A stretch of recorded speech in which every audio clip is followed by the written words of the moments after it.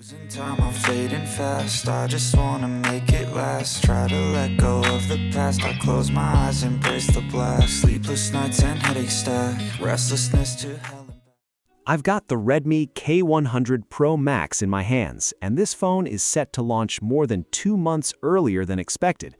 Today, its performance has been unlocked ahead of the official release, and just like everyone else, I was really curious to see what Redmi had managed to improve on the Snapdragon 8 Elite Gen5 after refining it for more than a year.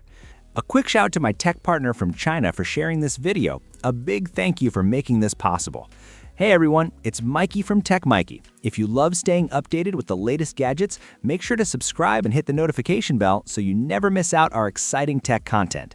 So, instead of doing a quick benchmark, I put the phone through a series of extended gaming tests, and honestly, some of the results were pretty surprising. Let's start with CrossFire. The Redmi K100 Pro Max supports an impressive 185 frames per second, even with the graphics settings pushed very high. I tested it for more than an hour in 5v5 quiet mode, with the room temperature maintained at around 26 to 27 degrees Celsius. After that extended session, the average frame rate came in at 184.6 frames per second. So yes, the phone is clearly capable of maintaining an almost perfect full frame rate experience. But the more interesting number here is the 1% low frame rate, which reached 176.3 frames per second. That's extremely strong, because it shows that even while running at ultra-high frame rates, the phone maintains excellent stability and smoothness throughout the entire match. Anyone who regularly plays FPS games knows how much of a difference ultra-high frame rates can make. And with the K100 Pro Max, it's not simply about achieving a high peak frame rate. Its 1% low performance is also very impressive, meaning the overall gameplay remains consistently smooth. And there's another interesting part. After more than an hour of gaming, the highest temperature recorded on the front was only 42.8 degrees Celsius, while the back peaked at just 40.5 degrees Celsius. Normally, the next step would be to fully charge the phone and move on to another game, but I didn't do that with the K100 Pro Max. Instead, I continued straight into PUBG Mobile using the highest officially supported 165 FPS mode. After another hour of testing, the average frame rate reached 164.7 FPS, which is extremely close to the maximum. Because the restart wasn't performed in the high frame rate mode and therefore had to be excluded, the continuous gaming session had already gone beyond 2 hours. Even when looking at the 1% low frame rate, the K100 Pro Max managed 151.7 FPS, which is still a very impressive result. Average power consumption during this test was 4.51 watts. At this stage, the highest overall temperature reached 43.8 degrees Celsius, while the maximum back temperature reached 43.1 degrees Celsius. But we weren't done yet. Thanks to its dedicated graphics chip, PUBG Mobile may not officially offer a 185 FPS mode, but the K100 Pro Max can reach that level through frame interpolation. So, I continued testing PUBG Mobile in frame interpolation mode for another hour. By this point, the total continuous testing time had passed 3 hours, yet the average frame rate still reached an impressive 184.5 FPS. Even the 1% low frame rate remained at a solid 123 FPS. What's even more interesting is the power consumption. The average was only 4.23 watts. That's actually lower than what we saw in the 165 FPS mode, and the reason is the double frame interpolation technology, which allows the phone to deliver an ultra-high 185 FPS gaming experience while keeping power consumption lower. This shows just how much the dedicated graphics chip's second frame interpolation capability contributes to both higher frame rates and improved power efficiency. Even after more than 3 hours of continuous gaming, the highest temperature reached was 43.2 degrees Celsius, while the back of the phone peaked at 42 degrees Celsius. So, after putting the K100 Pro Max through this 3-hour gaming session, there are a few clear takeaways.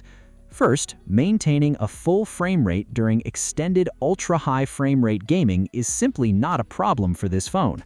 Second, the dedicated graphics chip's second frame interpolation technology can further reduce power consumption while simultaneously increasing the game's frame rate.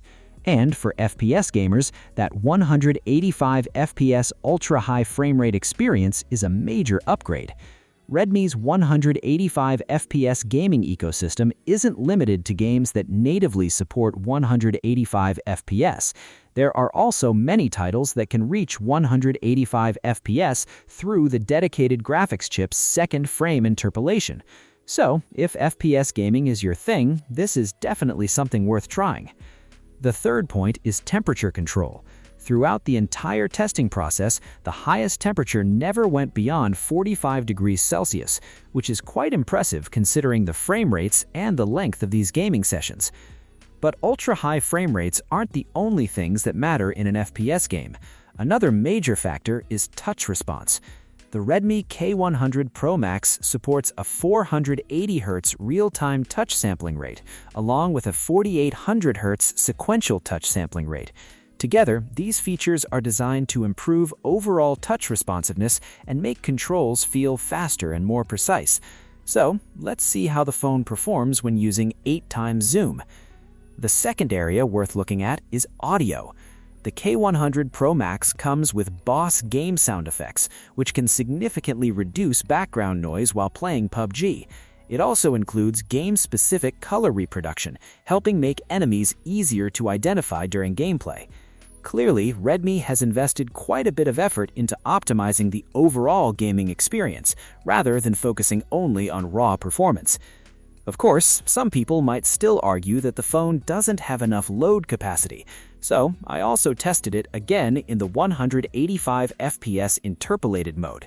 This time, I used a full-scale battlefield launched from a triangle with 48 players active simultaneously. As expected, the overall load was considerably higher. Even under these conditions, the K100 Pro Max achieved an average frame rate of 185.1 FPS, which is essentially a perfect full frame rate result. Power consumption at this point reached 5.57 watts, while the 1% frame rate performance remained respectable. After an additional hour of testing, the highest temperature recorded on the front reached 45.6 degrees Celsius, while the back reached a maximum of 42.7 degrees Celsius. It's important to remember that all of this is being achieved through the dedicated graphics chip's second-stage double frame interpolation. If those frames were being rendered natively, the power consumption would naturally be even higher. So in this case, frame interpolation has a positive effect on the gaming experience. It can deliver higher frame rates while also reducing power consumption and even helping keep temperatures lower. And the testing I did next was even more demanding. The golden moment test was a much heavier workload. After 40 minutes of testing, the average power consumption came in at 5.85 watts. Looking at the screenshot data, the rendering resolution remained solid. At a resolution above 972p, the average frame rate reached 59.7 FPS, which is extremely close to a perfect 60 FPS. The 1% low frame rate was 42.93 FPS. For a passively cooled smartphone, that is an excellent result. The highest temperature measured on the front was 45.6 degrees Celsius, while the highest temperature on the back was 4.5 degrees Celsius. Compared with other phones I've tested, the K100 Pro Max is using less power while its average frame rate is still among the best, staying very close to full frame rate. Its overall temperature control is quite impressive too. So, when it comes to passively cooled smartphones, the K100 Pro Max is delivering some seriously strong performance. But what if we push it even harder? Was the previous test still not stressful enough? In earlier tests with smartphones equipped with cooling fans, I mentioned that there was a particularly demanding section in the golden moment run. So I decided to continue testing for another 30 minutes, bringing the total testing time to 70 minutes. This time, the average power consumption climbed all the way up to 7.4 watts. For a passively cooled smartphone, sustained power consumption above 7 watts is definitely something to pay attention to. And yet, the Redmi K100 Pro Max still managed to maintain an average frame rate of 59.6 FPS. The 1% low frame rate did drop slightly, but the average frame rate remained unquestionably in the top tier. Even under this extreme workload, the highest body temperature was only 47.6 degrees Celsius, while the back of the phone reached an even lower maximum of 46.5 degrees Celsius. I've tested other smartphones where power consumption has gone beyond 7 watts, and when you compare them directly, the K100 Pro Max shows relatively better frame rate and temperature performance. Based on everything I've experienced so far, we can draw several conclusions about the Redmi K100 Pro Max. First, its performance scheduling is clearly quite aggressive. Otherwise, it simply wouldn't be able to handle sustained power consumption above 7 watts while still maintaining such stable frame rates. Second, this aggressive performance strategy is only possible because the phone has a powerful heatsink and a more intelligently designed heat dissipation layout. That combination helps explain why it can maintain both strong frame rates and relatively controlled temperatures. Third, Redmi has clearly become much more experienced at tuning and optimizing the Snapdragon 8 Elite Gen 5. And there's more evidence of that when looking at my Genshin Impact testing. During the 70-minute and 40-minute virtual audio recording tests in Genshin Impact, I also noticed that Redmi's optimization has improved significantly. The average frame rate was a full 60 FPS, while the rendering resolution remained at 883p, which is currently the highest level available. Despite that, average power consumption was only 3.77 watts. When I compare that with my previous testing of other Snapdragon devices, the Snapdragon 8 Elite Gen 5 generally sits towards the lower end in terms of efficiency. Because of that, I think Redmi's optimization this time has taken the gaming experience of the Snapdragon 8 Elite Gen 5 to another level. You could say it's comparable to the Pro Max, but with the more powerful Snapdragon 8 Elite Gen 5, Redmi clearly has enough confidence to bring this phone to market earlier. So, to summarize everything from the actual gaming experience, the K100 Pro Max really does have what it takes to run at a Pro Max level. Whether you're playing games that natively support an ultra-high 185 FPS frame rate or FPS titles that use frame interpolation to reach 185 FPS, the phone can handle extended gaming sessions without much difficulty. And when you combine that performance with Redmi's hardware and software optimization for touch response, low latency, sound effects, and display quality, there's a lot here for FPS gamers to appreciate. If FPS gaming is your thing, this is definitely a phone you should try. Even under extremely heavy workloads, with average power consumption reaching 7.4 watts while relying entirely on passive cooling, the K100 Pro Max can still maintain a frame rate that's very close to a full 60 FPS while keeping temperatures below 48 degrees Celsius. That's a seriously impressive result. It also highlights how much Redmi continued to improve their cooling system. The more carefully designed cooling module layout allows heat to be dissipated more effectively, while Redmi's growing experience with heavy gaming workloads and chip optimization clearly plays a major role. There are still plenty of other interesting aspects of the K100 Pro Max that we need to talk about, and we'll take a much closer look at those in the next part. That's all for this episode. If you made it all the way to the end, don't forget to hit the like button, leave a comment, and subscribe to the channel. I'll see you in the next one.